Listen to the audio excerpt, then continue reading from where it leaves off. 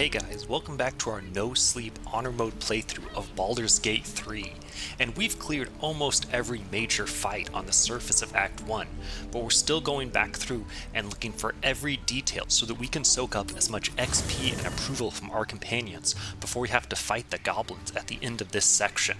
So in this episode, we have 4 of these easier to miss encounters, and we're going to start out by grabbing all of our evil companions, because the first encounter is going to be killing Saza.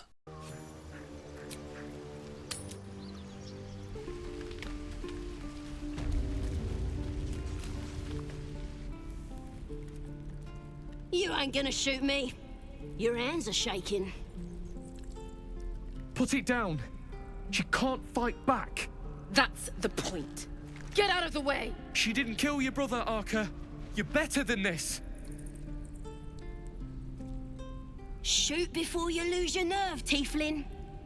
If you ever had it to begin with. I'm just going to let her shoot Saza here because I'm completely on the Tiefling side on this one. I'm not afraid. Chosen by the Absolute, I am.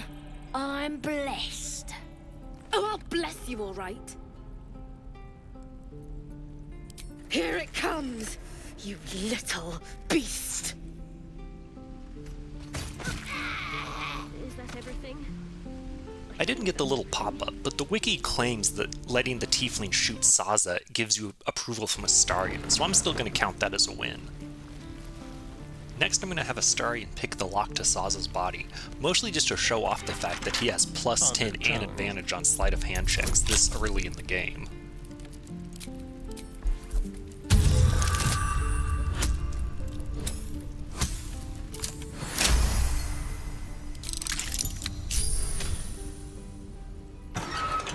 Let's move. There's not even anything on her body to steal. I guess that really was just for Astarion to flex. I think you can use Speak with Dead on this body. Maybe we'll come back later and do that. But for now, our second encounter is this secret passage down here that has a couple of goodies in it.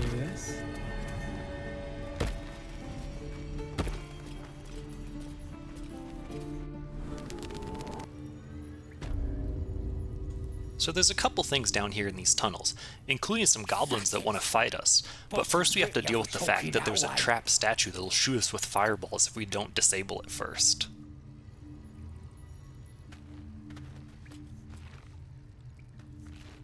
Glowing eyes of... So there's the statue. So now let's have Astarion dash up to the control panel in turn-based mode to disable it. Careful, I bite. I don't know if this counts as a hack or not, but if you dash before you go into turn-based mode and then again after you go into turn-based mode, you actually get the dash effect twice, so you actually go to 4 times your normal speed in one turn.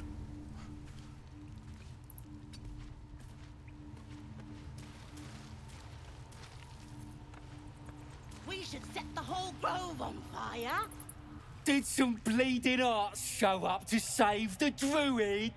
I'll cut you to pieces. Kill 'em! Okay, well I guess that was close enough to start combat with the goblins.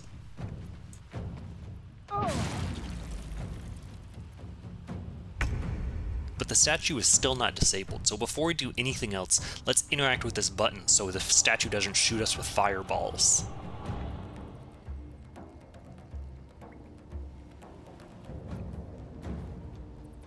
On the hunt. Somehow it seems like every enemy in this game has dark vision, so Astarion wasn't successful in hiding, so he can't get a sneak attack. I guess I'm just gonna have to have him shoot one of them normally. This will do nicely.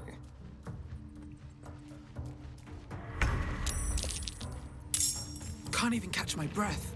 And then the rest of the party is so far back here that we're not even going to be in a range for ranged attacks this round. But it's okay, because we're really over-leveled for this fight, so I'm really not worried about it.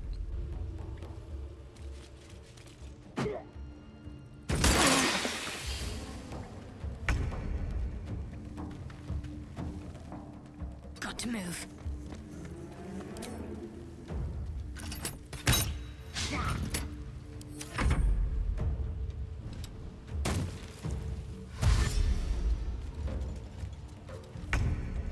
And then Lae'zel really wants to melee attack and not even ranged attack, so she has even more distance to cover.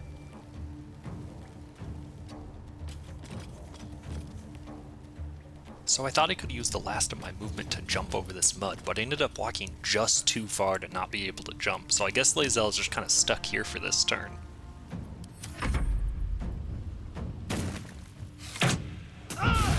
What are these critical hits? They've already critted me twice in the first round and a half. One of the nice things about trying to get sneak attacks with rogues is that usually your ranged attack is just longer than their vision range, so if you walk right to the edge of their vision and then hide, you'll be at just the right distance to attack them without them seeing you. Still on my feet.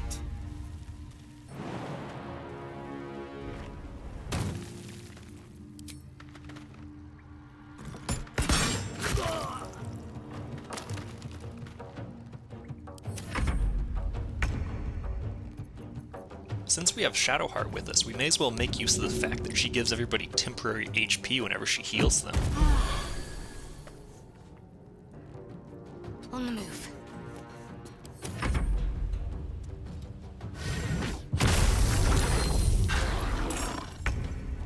Look, I could fight this warg and probably kill it, but instead I think I'm just gonna go kill the guy that summoned the warg and just deal with him that way. And never mind, because of the mud, the tooltip actually lied to me, and Lae'zel couldn't actually reach the guy that summoned the warg, so I guess she's just gonna have to shoot him this turn.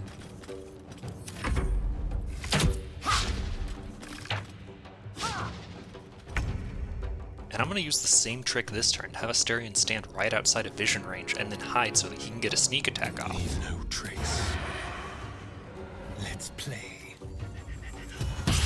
And then Astarion's attack just missed. This guy's luck is crazy. Where do I go from here?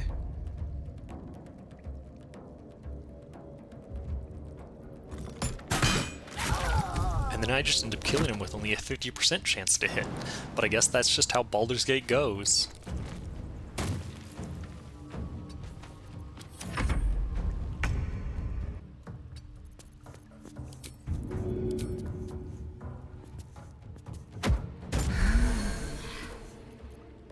Time to strike. Let my name be known. Man, Lae'zel has literally contributed nothing to this fight so far.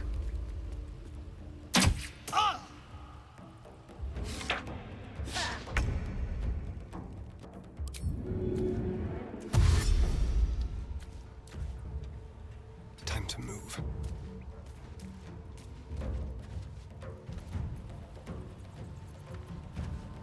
They won't know what bit them.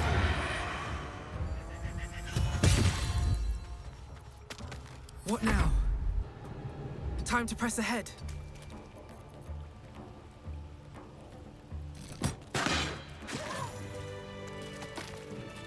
Looking ahead. Nice, that was a pretty easy fight since we're already level 4, but we got some XP out of it, and there's also some good loot here to grab. Any views? His breaths are shallow, his wounds deep. He doesn't respond to your voice. So Findal has a rare item that you can get from him down here, faith will and you guide can me. just pickpocket it from him, but I decided that I want to be a good guy, so I actually heal him. And I'm thinking that I might get a bonus reward from him, or at least some XP or approval or something. Oh, thank you, thank you. I thought I was gonna die down here. Oh, it's my fault. Oh, I thought I'd given them the slip, but they followed me through the tunnel back there. I must tell the others what happened. I stepped careful. There are traps in these tunnels. And thank you again. And then he just books it and doesn't even give me his magical item. So much for being rewarded for being a good playthrough.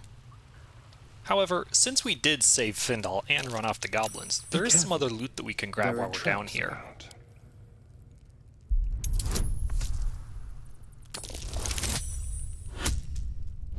A Nat 2 and a Nat 3? Of course that still works. This is Astarion we're talking about.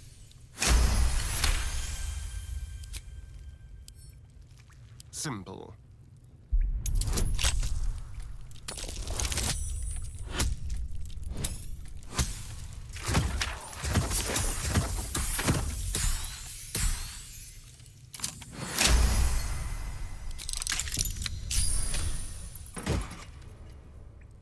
cool quarterstaff that can maybe ensnare people. Maybe Gale can use that since he's a druid in this playthrough. All's well that ends not as bad as it could have. The other useful thing to do while we're down in these tunnels is some loot on the center island here. However, there's 2 more statues that want to shoot fireballs at us when we go over there. Something over there.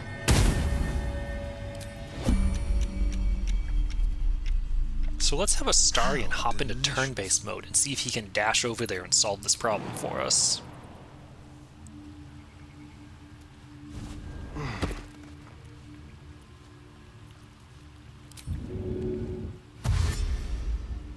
Let's see.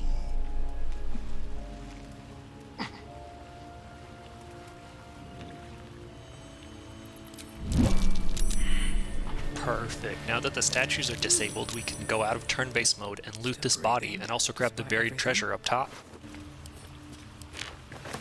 Also, while I'm recording this, I realized that I bet this body has Speak with Dead dialogue, but I didn't do that here. Maybe sometime I'll come back and speak to it.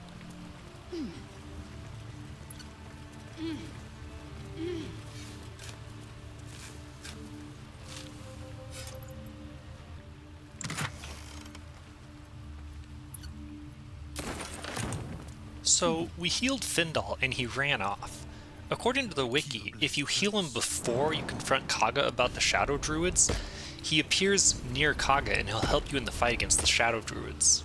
However, we already fought them, and so Findal didn't appear there, and I looked all over the grove and I couldn't find him anywhere, which means he might have just disappeared, which is pretty lame. But for now, let's go on to our next encounter of this episode, where we're gonna let Astarion open the Necromancy of Thay to get some big approval from him. Shadow. Such a grim name for such a beautiful flower. Could you not stare so blatantly in my neck when you say that, please? Oh, but do keep calling her Flower.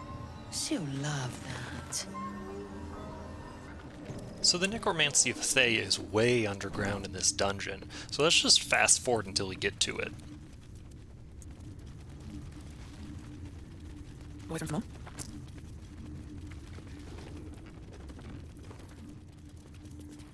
Well, hello. If you have Astarion in your party, when you pick up this book, he'll ask you to let him keep it, so we're gonna do that now.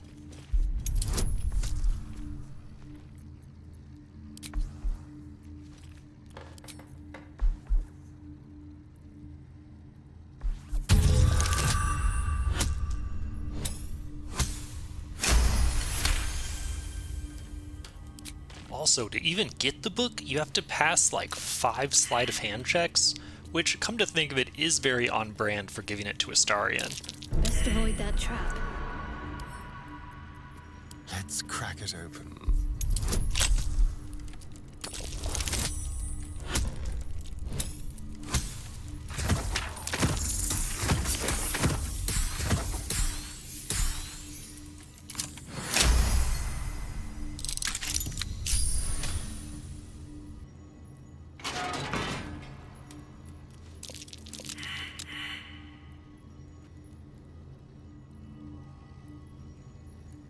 Also, I'm creeping forward really slowly here because I know I'm failing rolls to reveal more of the hidden traps.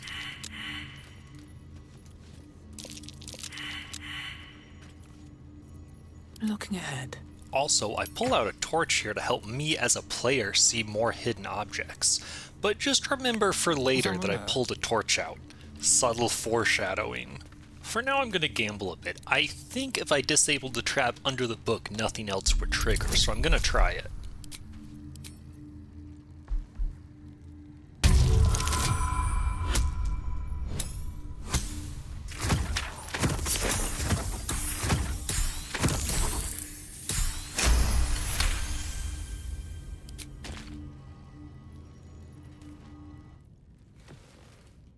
The book is locked tight with no visible keyhole, only an oval recess in the cover's mouth.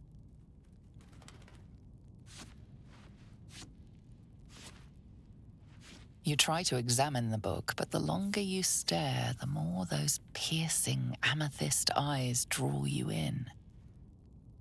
You feel the darkness radiating from the book. It's delicious. A cursed book? How obvious. Whoever opens it deserves the fate that befalls them. Curious. Why don't you take a closer look? I'll observe from back here.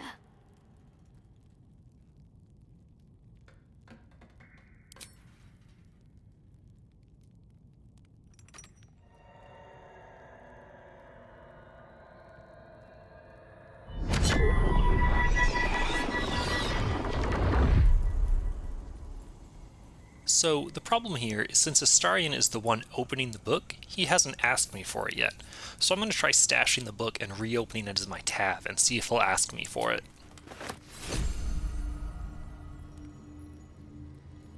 Step quick.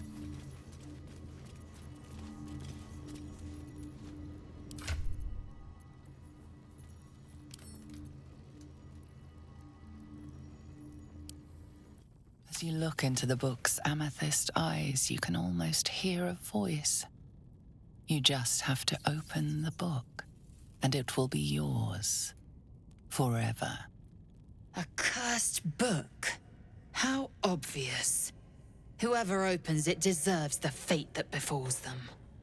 Curious. Why don't you take a closer look? I'll observe from back here. That looks terribly heavy. Why don't you let me carry it for you?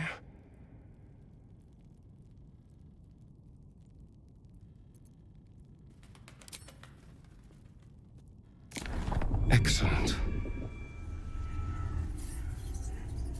You don't know what he read, but it had an effect. His eyes are hungry, but pained. Well, quite the page turner.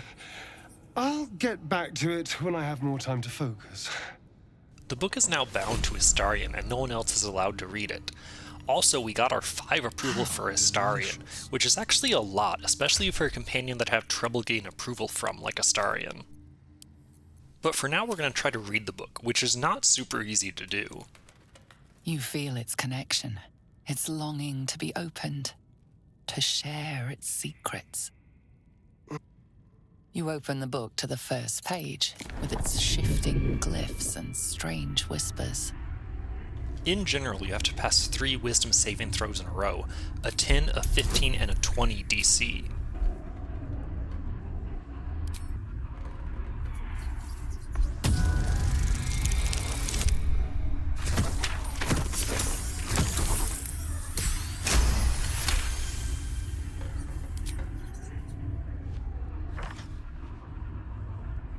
The symbols dart beneath your eyes, warping and twisting.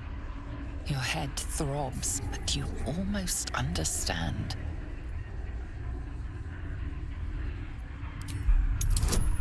I would like to get through these rolls without having to burn a spell slot, so we're going to try it.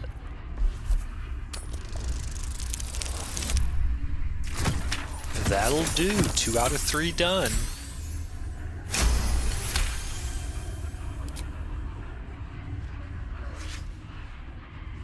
The world around you is gone. You can only see those glyphs, only hear those voices. You feel claws moving in the shadows. They pull at you, dragging you closer. Astarion actually gets to replace the last 20 DC saving throw with a 15 wisdom check, so it's actually a little easier for him.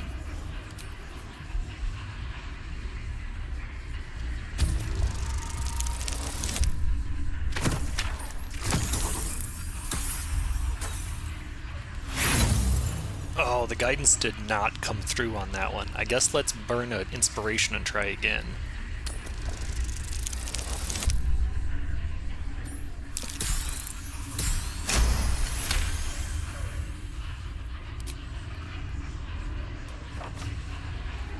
The glyphs scream, branding your mind with strange runes. You see time rewritten, fate undone, your future thrumming with power. The book snaps closed. You've seen too much. What profane knowledge is now seared inside of you you should never have known. Nice, we made it through. And for right now, Astarion gets a +1 bonus to all his wisdom saving throws and checks. However, that doesn't seem to apply to his monk features like his unarmored defense, so it's not super useful on him right now. For our last encounter in this episode, we have one more way to farm approval by saving one more person in the Grove. So let's grab our good companions that feel like they would approve of something like that and head back to the Grove. I'm also going to slip on this amulet because we're going to need it for this encounter.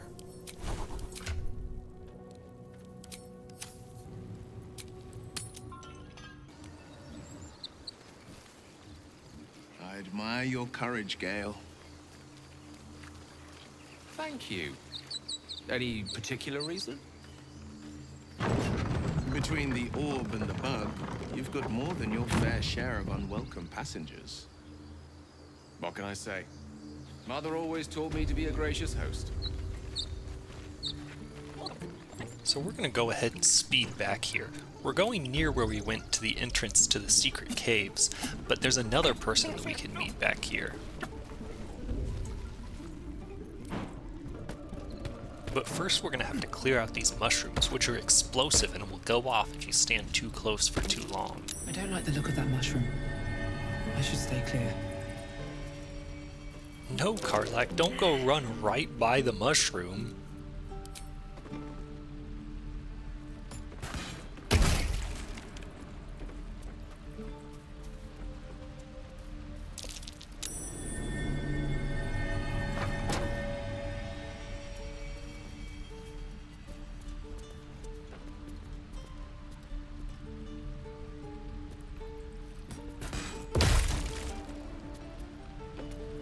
Now that we've cleared out those mushrooms, we can get into this building through the back way, which is, I think, the only way to get in here without getting yelled at by the guards.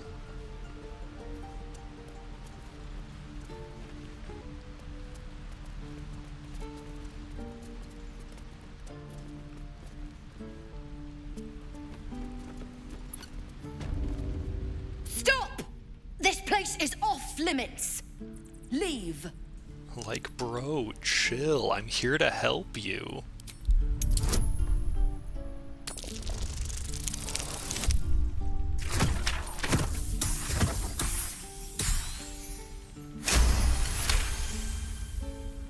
Damn it! Was inventory today. I'm sorry. Nerves are shot after the attack. Do what you gotta do. Sorry if I don't show you around.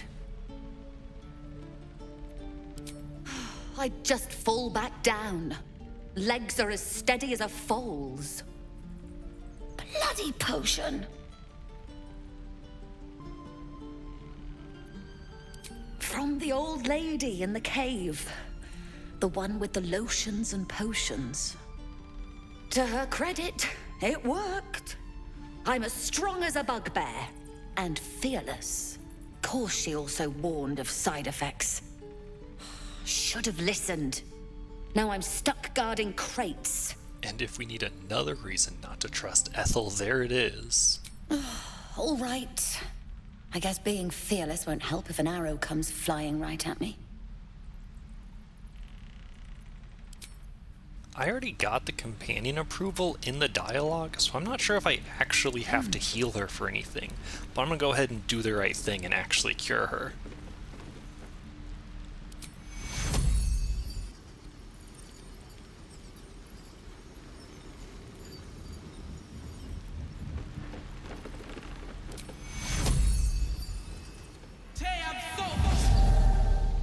My foot. It moved. Oh, thank you. Thank you so much. It is a little weird to me that there's no special loot or XP when you cure Pandurna. I know there's a special interaction with Dirge with her, but it just seems like a place where something cool should happen. Any goblin comes near me now, and they'll regret it. I feel amazing. Look, you're not really supposed to be here, but I'll turn a blind eye. Just don't touch anything, all right? And I think that's going to be it for today's episode. In the next episode, we're going to help some more victims in the Hag, and we're going to finally hit level 5. So if you don't want to miss it, be sure to subscribe. And let me know what you think of the series so far in the comments section below. Thanks for watching. See ya!